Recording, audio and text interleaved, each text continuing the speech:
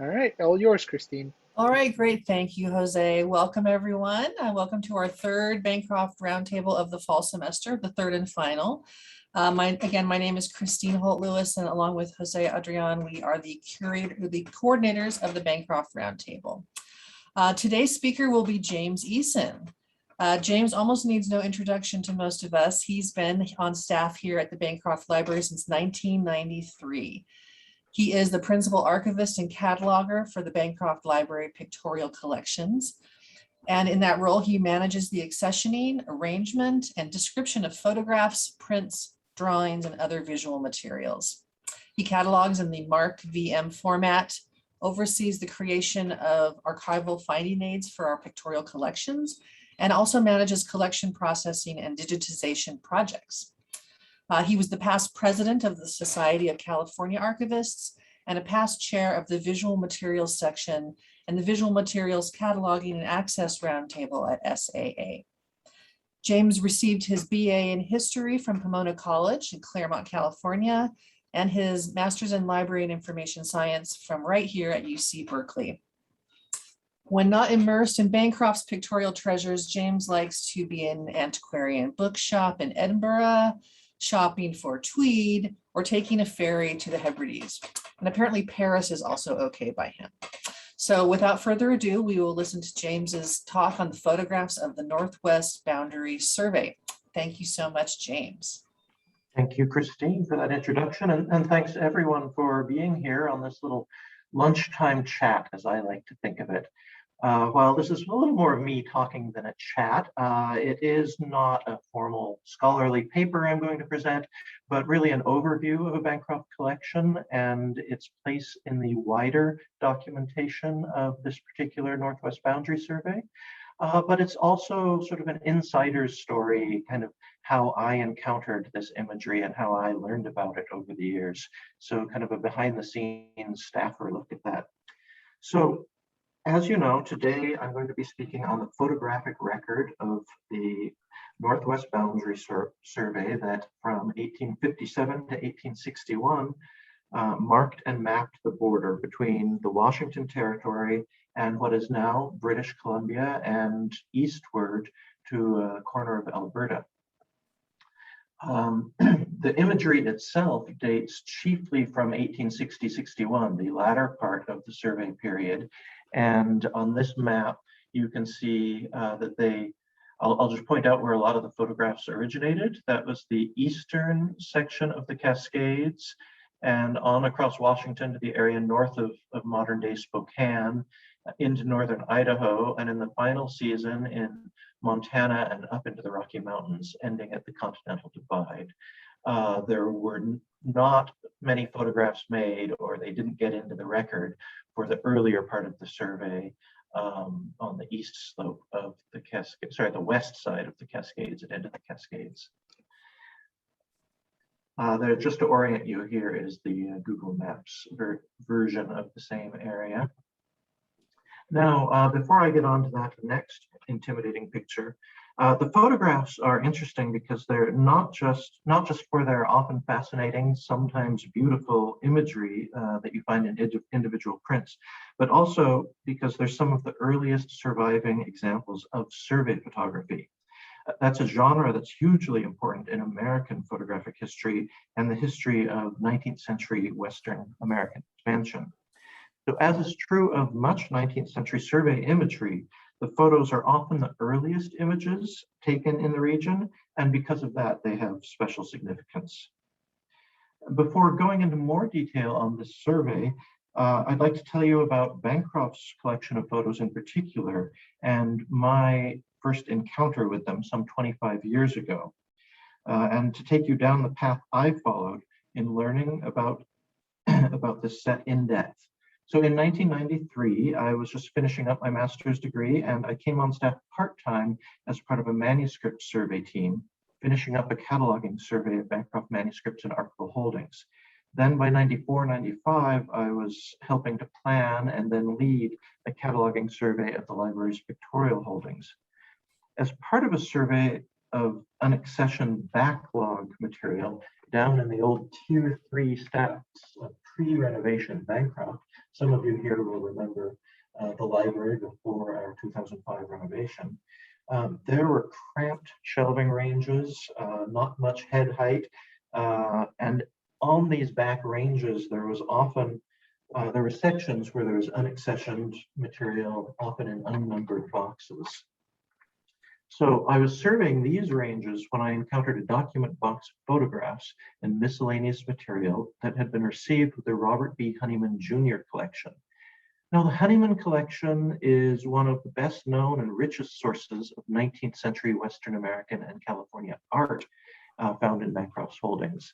Purchased back in 1962, 1963, it has thousands of stellar images from oil paintings by the likes of Albert Bierstadt to great Western chromolithographs, pictorial letter sheets from the gold rush, and even original drawings of ships artists from expeditions such as George Vancouver's and the Malaspina expedition to the Pacific coast of North America. Photography, however, was not really an emphasis of Mr. Honeyman's collecting, and this box was a bit of an orphan in that it never got due attention.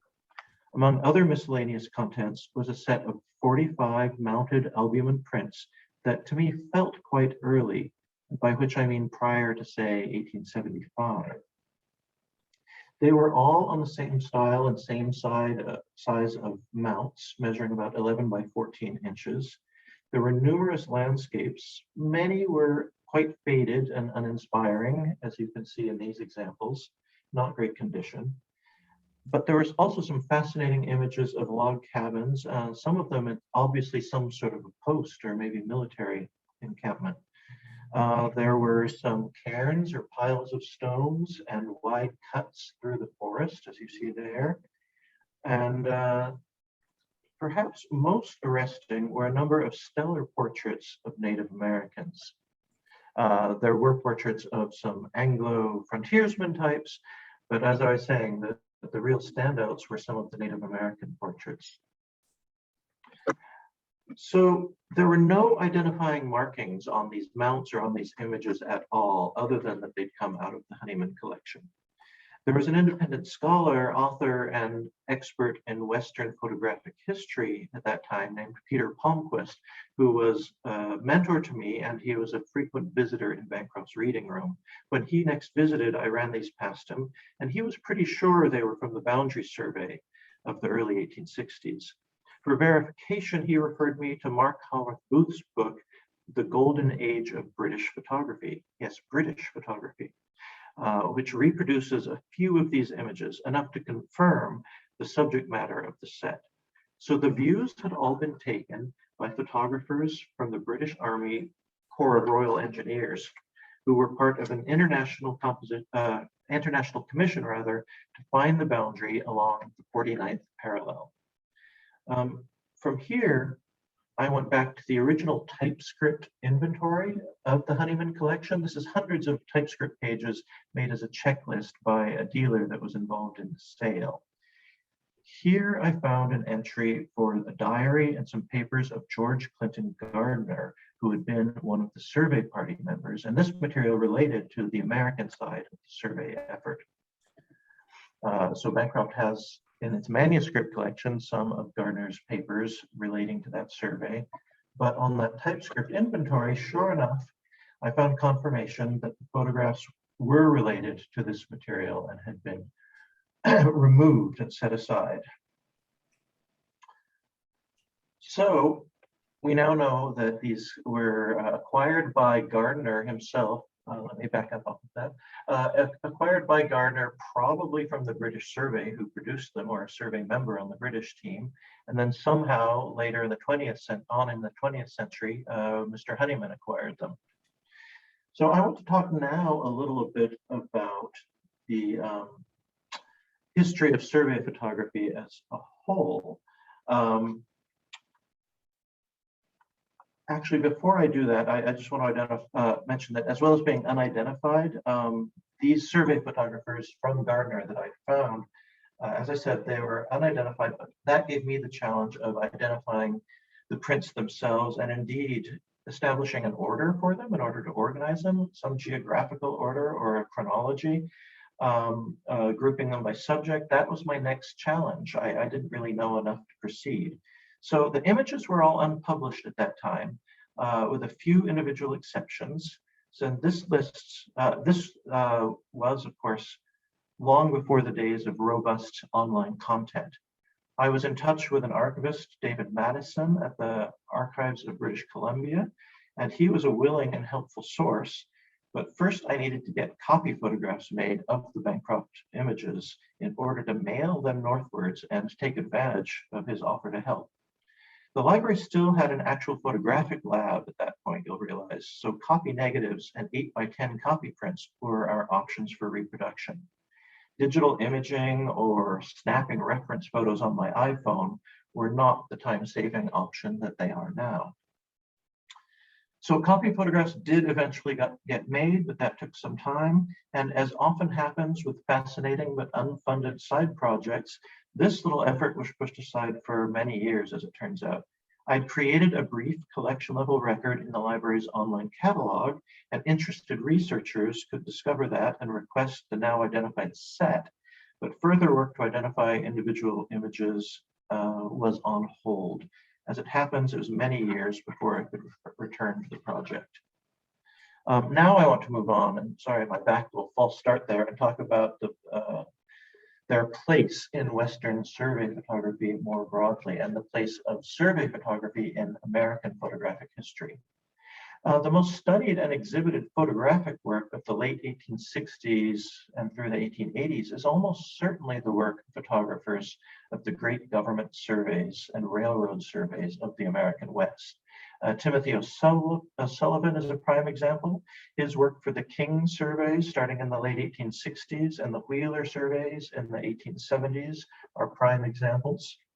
There was also Andrew Russell doing work for the Union Pacific Railroad, this from a negative at the Oakland Museum. William Henry Jackson is well known for his Union Pacific Railroad work and his work for the US Geological and Geographical Surveys of the Territories. John Hillers also did some amazing work in the American Southwest for the Powell surveys. And of course, there's California's own Carlton Watkins, who worked for the California Geological Survey under Whitney, and also did some work for George Davidson's Coast and Geodetic Survey. So these sort of survey photographs produced real high points in American photography of the era, and they produced large bodies of work documenting largely unknown Western landscapes, with a focus on its potential for exploitation and settlement, of course. And to some degree, they recorded a lot of imagery of the Native Americans who lived there as well.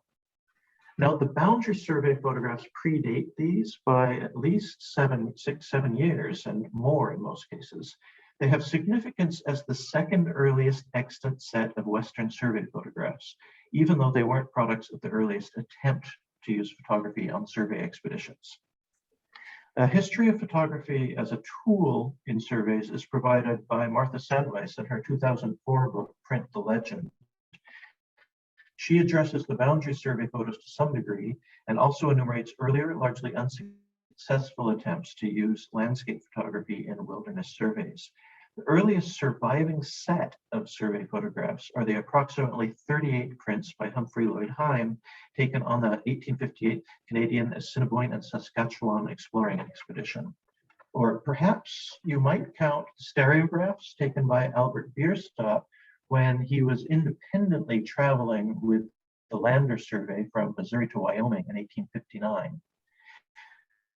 There were still earlier attempts at survey photography that have very few or no surviving photographs, such as James D. Hutton's 1859-60 work on the Army Corps of Topographical Engineers survey of the Yellowstone and Upper Missouri rivers, and the C. Mills photographs from the 1859 Simpson survey in the Utah Territory. And in 1857, there were also attempts on the Joseph Ives survey of the Colorado River. Back further still to efforts with the daguerreotype by Sullivan Carvalho on the 1853-54 Fremont expeditions. So none of these early attempts in the 1850s was judged a success, and topographical drawing by expedition artists was deemed to be far more practical. Very few known photographic images, even in the form of lithographs based on photographs, survive.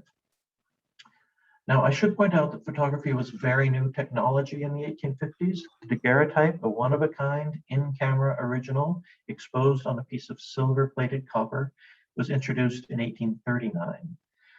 But the more practical glass negative with a positive print on paper sort of technology that came to dominate photography, that was a product of the early 1850s. The process at that time was both new and cumbersome, hence many failures to incorporate photography into remote survey and exploration work. So back to our boundary survey photographs. In 1857, the American Joint Boundary Commission was established to mark and map the border, as I've said, between Western Canada and the Washington Territory, from the coast inland to the summit of the Rocky Mountains. The land border, as agreed in the 1856 Oregon Treaty, was along the 49th parallel, so pretty abstract, not based on landscape features at all. So marking and mapping that border necessitated finding that 49th parallel through astronomical observation, and then marking the border by means of wide cuts through the forest, erection of cairns or setting of iron pillars throughout some 400 miles of mountainous, often swampy or forested wilderness. There's a close-up of a great view of a zenith telescope used by the British Survey in trying to find where the 49th parallel was. And of course, the cutting through the forest and erection of cairns. So an American party and a British party worked independently, coordinated by periodic meetings between the survey commissioners and cross-checking of one another's work. Sometimes corrections had to be made, and that suggested the enormous task of making new cuts through the forest in order to correct errors. So both parties thought to include the relatively new technology of photography as one means of achieving the broader goals of documenting the region, its resources, and its inhabitants. Both found wet plate photography to be cumbersome and ill-suited to the rugged terrain. I'm going to leave the survey imagery for just a moment to illustrate the cumbersomeness of photography at the time. As you see, this is William Henry Jackson, or an assistant of his in a later survey. So remember that photography at the time required wet chemistry applied in the field to heavy, fragile glass negatives. There were relatively long exposures needed in large cameras on tripods, and chemical fixing in a dark tent was also required, and this is all in the field. It's no easy undertaking in a rugged wilderness. However, the British managed to produce an impressive body of approximately 100 extant photographs, 81 of which constitute the official sets produced, presumably to accompany survey reports that, as it happens, were never published. This success can be credited to the early adoption of photography by the Corps of Royal Engineers and the introduction of a formal training program in photography for officers and enlisted sappers, as they were called, the enlisted men of the Engineers Corps. And that training happened in London. It was not only useful for recording landscapes, but they also used photography to make copy of maps in the field, so they could take a hand-drawn map and distribute it to people with multiple copies. So no photographs by the American party are known, and their photographic efforts are assumed to have been complete failures. Photographic equipment was requisitioned for the Americans, but no photographers were employed and no formal training was provided to party members. The surviving written record of the survey makes no reference to its successful use to document the region. So this may well be an example of the confident can-do attitude that we like to talk about with Americans, maybe not working out for the best without the proper training. But luckily for us, the British did much better. The extant British sets document the land survey carried out in the summer and fall of 1860, and then into early and summer 1861, as I mentioned. With the outbreak of the American Civil War in the spring of 1861, it's no surprise that this border survey became a low priority. Neither government published a full report at the survey's conclusion. Although maps were finally published in 1866, the manuscript of the American report and most of the official documentation was lost. The British documentation was misplaced for more than 3 decades and rediscovered in the late 1890s. So it was not until 1900 that a report titled Survey of the Northwestern Boundary of the United States was published, authored by Marcus Baker and published by the USGS in 1900. So since no formal reports were published before that, the photographs had never had any official channel of distribution. Some of the images made their way into the government record in the form of copy prints made as evidence for a joint commission that settled land claims of the Hudson's Bay Company in 1867. But other than these few reproduced for that case, survey photographs were never published, or it seems never really used. To this day, they remain quite obscure, and originals are only known in a few sets in the US and 2 sets, the official sets, in the United Kingdom. So returning to my own narrative of finding and learning about these photographs, I'll jump from the 1990s encounter to further identification of the set around 2010 or so. By this time, I'm not quite ready to go to that next slide yet.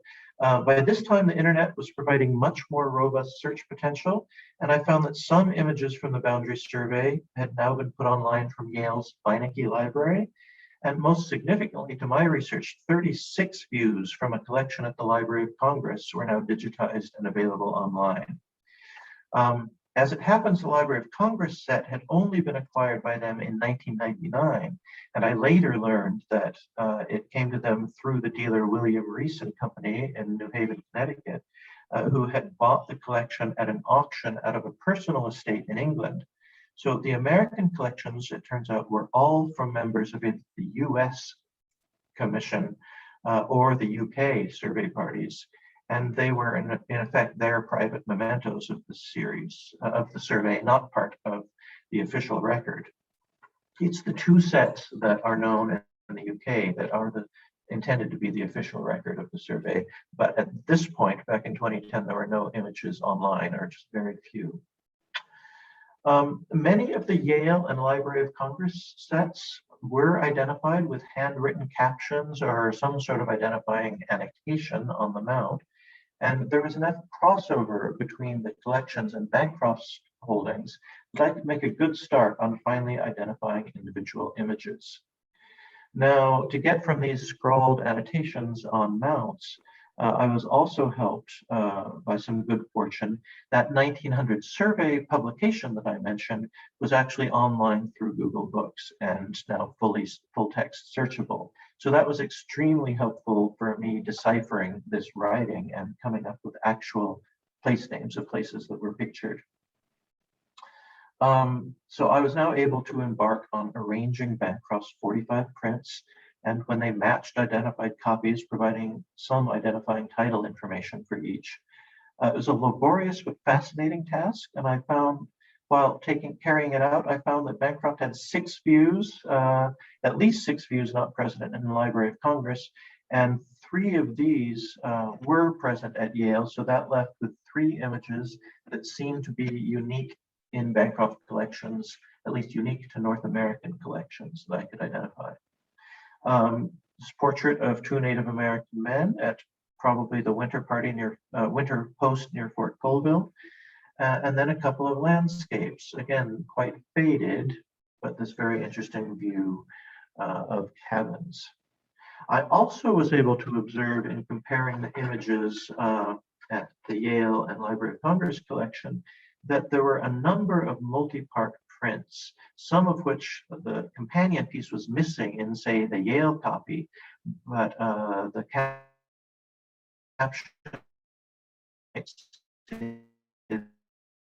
comes up, phrase number 2. Indeed, finding that images could be pieced together was an exciting part of this work. It's not that easy. Now that you've seen the pair, it might be obvious that these 2 images go together, but when you're seeing them in isolation, it's not readily apparent. And there were other sets, as it turned out, that form multi-part panoramas. This had not been noted at that time in the Library of Congress and Yale cataloging, so to me it was a discovery. So these were compelling puzzles visually, these multi-part sets, but they were also interesting when considering how the survey hoped to use photography as a tool. It seems they often strove to recreate sort of long horizon sorts of images, much like those that topographical artists might create.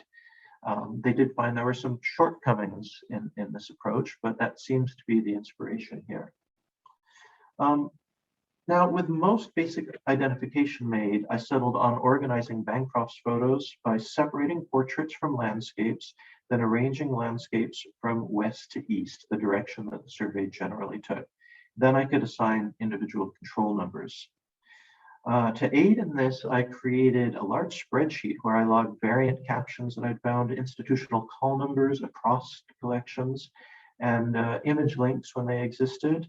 I recorded the approximate longitude based on the Marcus Baker report that was published in 1900, just really rough longitude, and made various notes there. So I was in pretty deep at this point, as you can hear. Getting Bancroft's photographs scanned and described in an online finding aid was now an achievable goal, and that was completed late in 2014, published early in 2015. But at this point, I was still compelled to learn more about the images. To do so, I needed to review the known sets in the UK. I was able to do that early in 2015. I made a trip to London. There, I visited the Victoria and Albert Museum's print room and also journeyed to the Royal Corps of Engineers Museum and Archives in Chatham, Kent, for the other set just outside of London. So both of these British sets, as it turns out, are essentially identical. They've been housed differently, but they consist of the same images in the same numbered order with captions affixed to prints in the same way and in the same hand. They lack some portraits that are present in American collections, so they can't be considered a complete archive of all the work of the survey photographers, but they may be understood to be the official sets from the survey. So my study of these sets, just to summarize a few things that they told me, my study of them yielded examples of prints in extremely good condition as a contrast to the faded prints we've seen in many of the images I've shown you. They have rich, dark, unfaded tones, particularly those in the archives at Chatham. The official sets have identifying captions in all of the 81 prints, and in the lower left, you see how they're affixed by paper labels in the print area, in the upper right in this case. This provided the opportunity to compare the official captions to variant identifying annotations at Yale and Library of Congress. For example, this Columbia River salmon caught at Kettle Falls, we find out from a copy in an American set that it's actually a 60-pound copy salmon caught. So clearly, whoever labeled that American copy was present and knew how much the fish weighed. Examination of the British sets also established an official order to the sets, although it was not clear evidence of what the Royal Engineers' organizing principle was. There's still conjecture there. We also had evidence that multi-part panoramas were frequently made and labeled as such. Just another example of the type of labeling up close here. So the multi-part panoramas, they're present, and the labeling, you see this is number 66 in the collection, then at the end of the caption, identifying it as a panorama of the Rocky Mountains, we see that it's number 1, and in this case, it's number 1 of 3. And number 1, annoyingly enough, is found at the right side. So it's even more puzzling as you're trying to visually picture how these go together. But clearly they intended them as sets. So also I gained in my visit to London knowledge that the UK sets had been rehoused over the past 150 years, perhaps several times. Now one set was in albums, and the Victoria and Albert set was on mounts for display. So any conclusions about the original presentation when they were submitted to these repositories is conjecture. But this is especially interesting in light of how many multi-part panoramas there were As I was saying, in order to fit them together, you can't really do that if they've got broad mount margins or they're found in an albumen. You can only look at one at a time.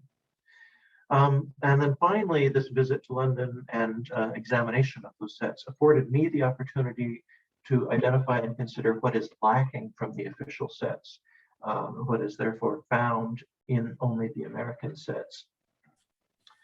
So having reviewed all the known boundary survey photo collections, I'm able to share just a number of informal observations. The former private sets, now held in US collections, include more portraits of members of the survey parties, and that's true especially in the Library of Congress set. That apparently came from an English surveyor. I believe it's from the collection of David Lyle. And so there are many more pictures of his own colleagues whom he knew, and also images taken on Vancouver Island rather than actually along the land border, but closer to the British base outside of Victoria.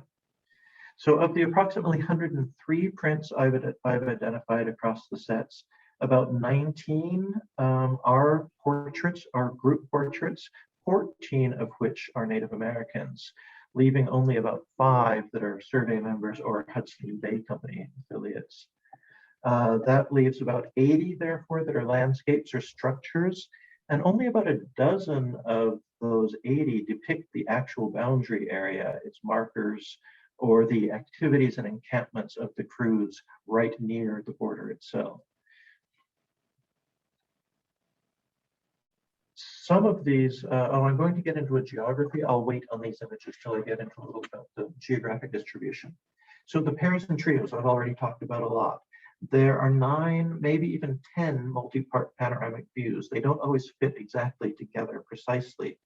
And those 9 or 10 views are composed of more than 20 prints. So you see a very high percentage of the landscapes that were taken were made and intended to be parts of sets or multi-plate views in some way. So now a little more about the geographic coverage. Around the base at the British base at Esquimalt outside Victoria on Vancouver Island, there are only 2 views in the official sets, but there are 12 in the sets found in the US, mostly at Library of Congress, views like this one. Then there's quite a number along the Columbia River. Of course, to get to the party had to go by sea down to the Columbia River and then by boat up the river and then overland from the Dalles. So in that route from Fort Vancouver and on up to the Cascades of the Columbia and to the Dalles, there's a number of prints taken in May of 1860. Then beyond there, that region, we get up to the Hudson's Bay post at Colville and the Fort Colville area, further north on the Columbia River, north of modern-day Spokane, near the Kettle Falls. Quite a number of pictures were taken in this way, in this area, about 17, including a lot of the portraits of Native Americans that we have. Sorry, that's well over 20 photographs, about 24 taken in that region. There were about 17 along the Columbia River that I mentioned before. Then north of Colville, here we have a few more portraits taken in the Colville area. This is Chief Gary, a named individual of the Spokane Indians.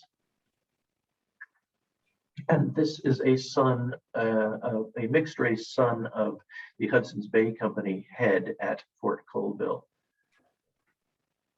and a British survey party member named Lieutenant Wilson, Charles Wilson.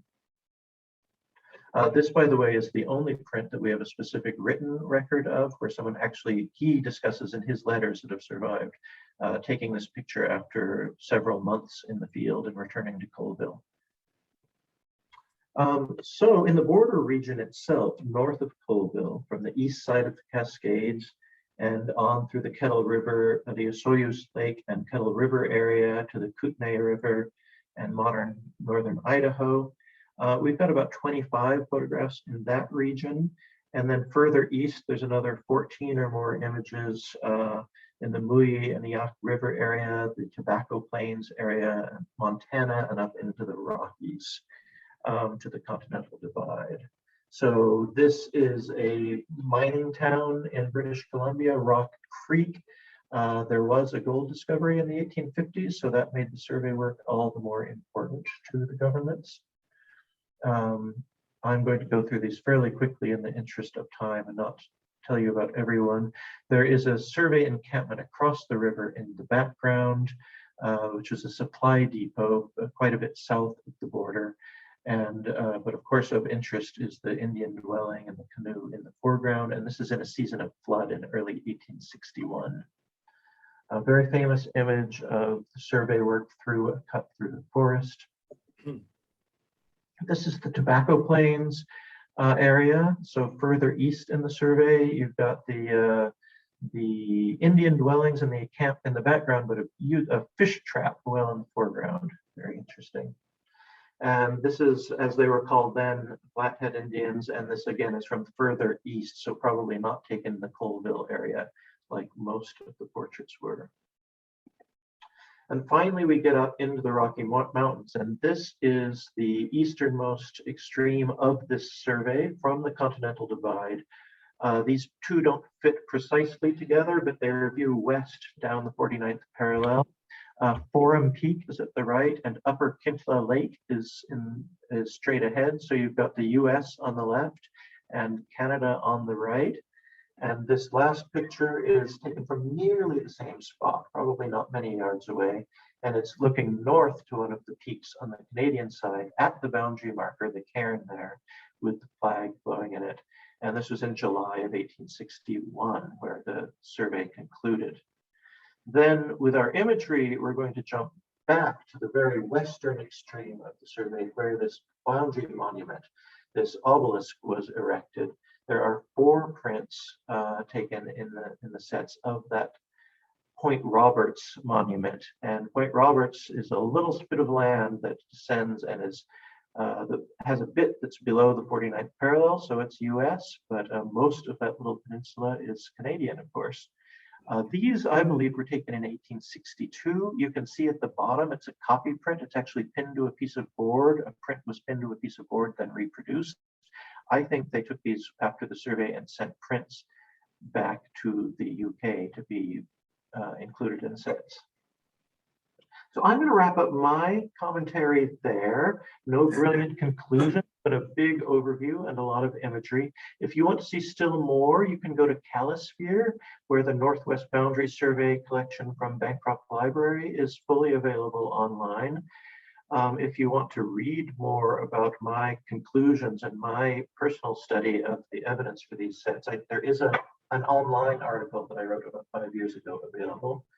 It's pretty easy to find just Googling my name and boundary survey or this title.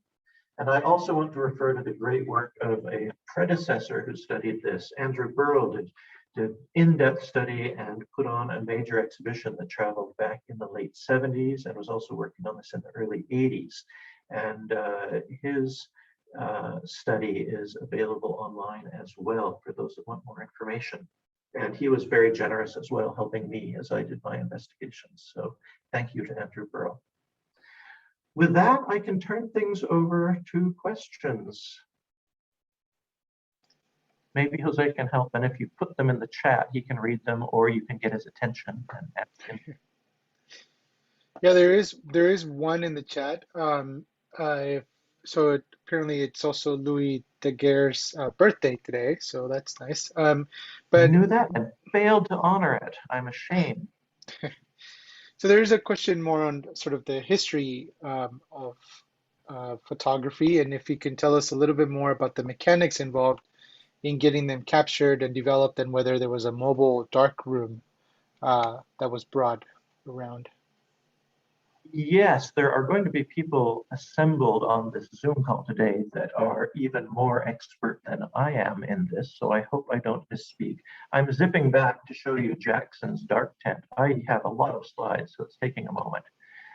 So yes, the light-sensitive chemistry had to be applied to plates in the field in a dark tent, and then put in a wooden plate holder, sort of a wooden frame that encloses it entirely, inserted in the back of a camera on a tripod.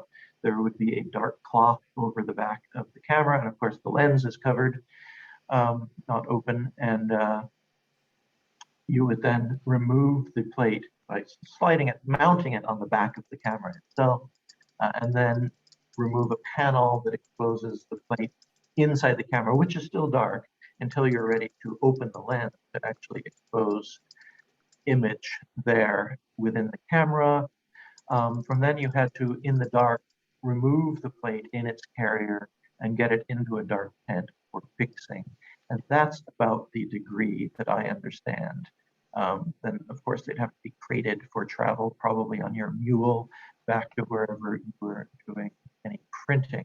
There seems to be evidence that the British team was printing in the field at Colville, and that makes sense they'd be capable of that because reproducing hand-drawn maps was part of their work as well, so they'd need to be able to produce prints.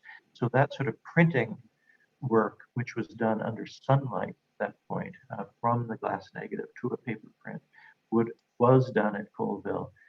We believe the Americans were probably able to acquire prints from British colleagues because prints were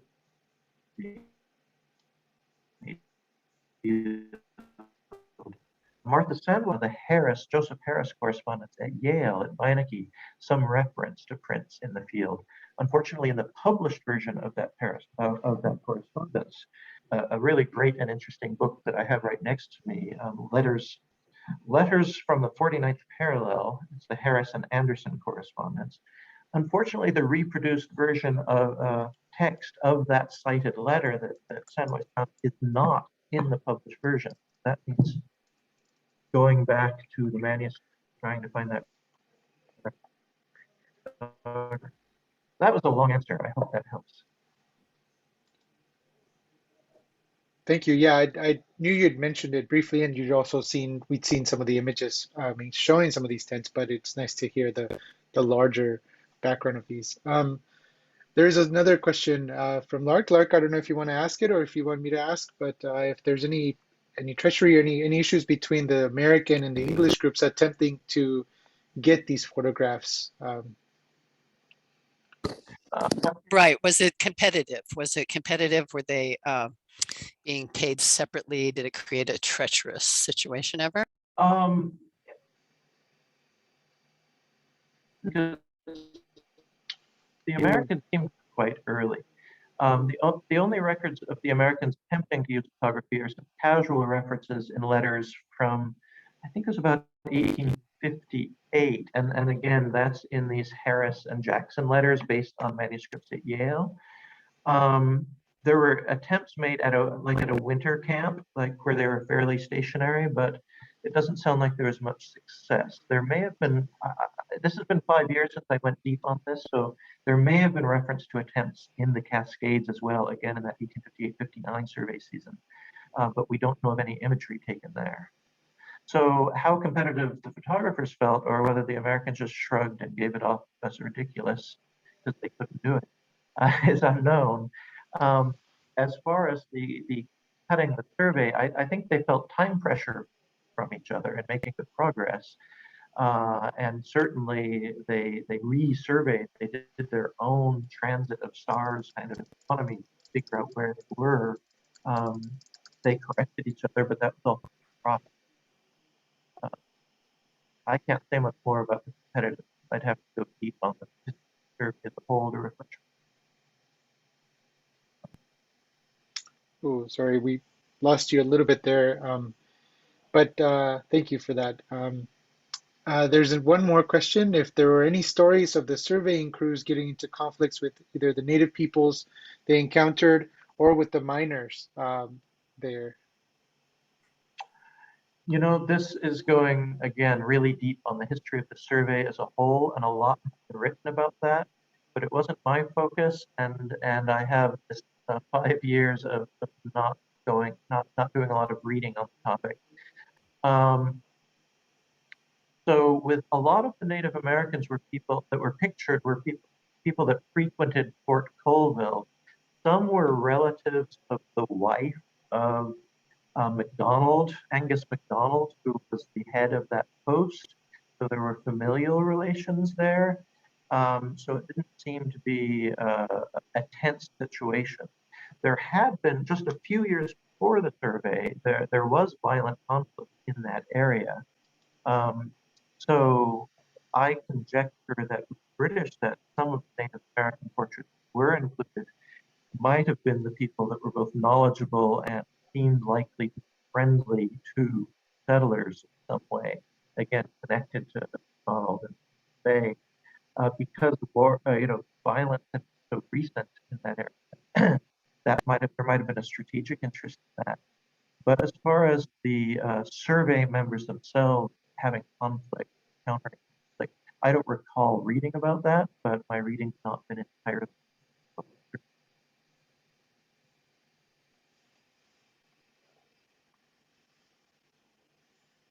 Thanks, James. We have another question here from Adrian. She's wondering if you can explain a little bit more about how you were able to match the multi-part photos together to form those panoramas that you found.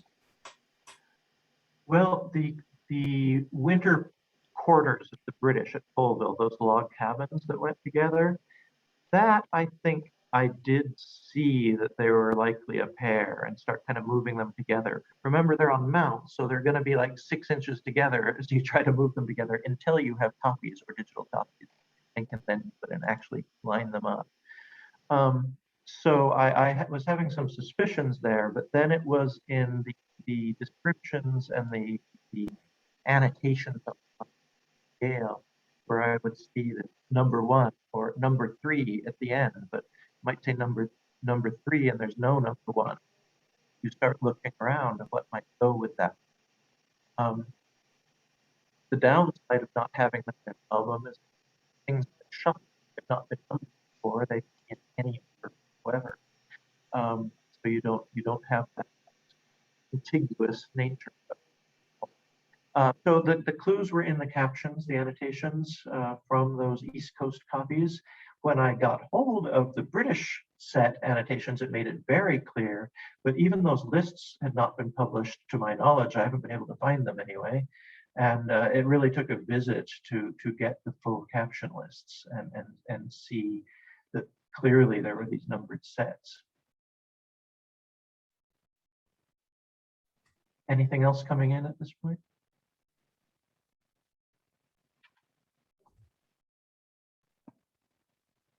Sorry, yes, there is something that just came in.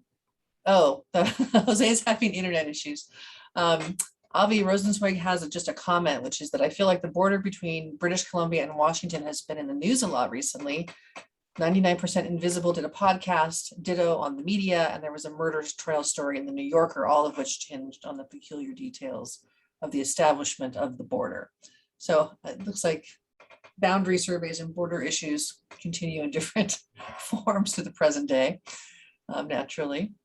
It's also interesting to think about just how precisely we can identify this map and map something now. And these guys were trying to track the transit of several stars in a night from one position and to figure out where they were from that. This is in the Pacific Northwest, so you needed hours and hours of a clear sky with stars clearly visible in an area that might be really forested, but more likely than not, it's going to be overcast or raining. So the progress, it's really amazing what they were able to do. And as far as the use of the photographs, that's kind of an interesting point, if I may say even more. I think they were definitely being made with an interest of justifying the increased expenditure that was necessary and getting funding. Like there's a lot of these pictures of the rugged terrain and that hard work of cutting through all that forest. And so Hawkins, the head of the British survey, the commissioner there, was almost certainly sending these back showing, look what we're dealing with here. This isn't something we can finish up this season. It's going to take another season or even more. So that sort of political communication use of them. Right, absolutely. We have a few more minutes. If there are more questions, people can either raise their hands. Sarah's wondering if any of the photographers were identified by name. The photographers are not identified by name. They're referred to as sappers. I used that word earlier, and that was essentially the hard workers, the people digging trenches for fortification and things like that were sappers. There were some trained in photography. They are not named. There's known that one came out with the original survey party and then went AWOL. And so that's why there are no photographs, we think, from the early part of the survey, is one of their photographers disappeared into the wilderness, never came back. They had to send out another photographer. So there were all kinds of problems, but they seem to have remained anonymous. Interestingly, I'm corresponding now with a art historian who's done some recent looking at these and maybe putting together an exhibition soon. And she was at the Royal Engineers in Kent and has a manuscript listing that was not there when I examined the set 5 years ago. And she's shared photos of that with me. And it seems like there might be a name in really light pencil, but we've both shared digital images of it and can't make it out at all. Long answer, they're anonymous, other than Corps of Royal Engineers at this point. I just find it so interesting that they were trained in photography as part of their training. Did you uncover any details about that? That has been written about. There are articles about that. I don't have the citations at my fingertips now. It might actually be in the bibliography of the article that I published. So yes, in the middle of the 1850s, so shortly before this survey, the training happened. As I said, they weren't entirely clear in all the uses, how they put it to use, but definitely reproducing things that had been drawn, like having a map in the field. You can understand the strategic usefulness of that. If a number of your parties all need to have the same map, someone's just drawn it by hand, then you make copies of it. But I haven't done a study of that myself. But yes, it was a formal program. That's how they were able to do as well as they could. A lot of these images are pretty great. Fading and condition of 150 years later aside. Yeah, I'm also impressed at how little, sort of streakiness there is. So that the on-site, chemical Yeah, fixing you of do see the problems coming up now and then with the streakiness. Sorry, I've gone back too far. Problems that I saw in one print tended to be present throughout. Sorry about that. I'm making you all dizzy. So close your eyes for a moment if this is painful. So anyway, yes, this print in particular on the right side, that was a chemistry problem in the field. So you can tell, if it's wet and dripping, you'll get that in the plate. If things dry out too quickly because it's hot or windy, you will get problems in the edges of the plate. And you do see the environment getting onto your plates here with that wet chemistry. And they probably had more than one mule. I mean, they would have needed more of a mule train to carry all of the glass negatives. A little pack train, definitely. There is one mule with photographic equipment did lose that load in a river crossing, so there is some documentation. But the mention of photographers and photographs and equipment, those mentions are few and far between in the written record. And again, without the official documentation, you're going back to correspondence and some reports from the commissioners that were filed. Well, thank you so much, James. We are now at the 1 o'clock hour. I think we've all learned quite a bit of this very interesting and very, less studied time in survey photography. So I think this was absolutely fantastic. Your next step may be a catalog raisonné. I don't know if I can get to it, but I think these need to be published in full. Yeah. Well, thank you, James. This was fantastic. And I think we can see it all. Thanks everyone for joining us. Thanks. And thank you everyone for coming. We'll be putting out hopefully our list about who will be speaking in the spring soon. So look out for that in your emails and I did post a link in our in the chat earlier about the channel. So if you want to catch up with any of the other talks that you may have missed, please do check us out on our YouTube channel. With that, thank you all and have happy holidays, and we'll see you in the spring. Take care, everyone.